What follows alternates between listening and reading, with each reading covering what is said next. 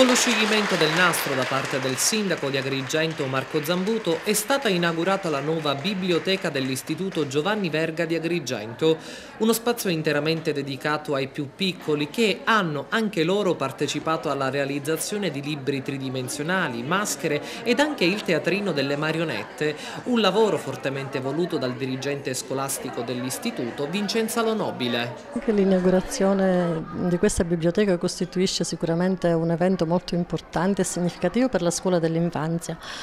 Una biblioteca direi anche particolare, quasi un contenitore prezioso non soltanto di libri ma anche di oggetti, di immagini, di colori, un contenitore che sicuramente stimola il bambino non soltanto alla lettura ma anche e soprattutto ad apprendere emozionandosi. Questa biblioteca è nata ed è stata realizzata con materiale di scarto ed è stata realizzata anche a costo zero, perché è stata anche il frutto di un lavoro e di impegno degli insegnanti che hanno lavorato con tanta professionalità e con tanta creatività. Il progetto è stato realizzato, la biblioteca è stata progettata e realizzata soprattutto grazie all'impegno di una grossa risorsa professionale che è l'insegnante Teresa Lo Nobile. Questa biblioteca è stata realizzata anche, è stata realizzata da tutti noi, però in questa biblioteca c'è stata un insegnante che ha fatto una donazione, ha donato lo scaffale, ha donato le tende, alcuni arredi di qua dentro sono stati donati. Questa biblioteca, oltre ad avere la funzione che ha la biblioteca di laboratorio di lettura, ospita anche una mostra di riciclo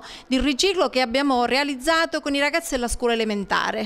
Presente all'inaugurazione della biblioteca dell'Istituto Giovanni Verga di Agrigento anche il primo cittadino di Agrigento, Marco Zambuto. Il fatto di realizzare innanzitutto una biblioteca, quindi per un momento di studio, di approfondimento, dentro la biblioteca fare questa mostra nella quale sono stati realizzati tanti prodotti con l'utilizzazione di materiale che diversamente sarebbe andato a finire in discarica, dà ai bambini, dà agli alunni, ecco, i segnali e soprattutto i nuovi segmenti nei quali ci dovrà misurare in termini di ecologia, in termini di energie da dover valorizzare. Penso che sia un ottimo insegnamento e soprattutto un ottimo modo per fare crescere i bambini.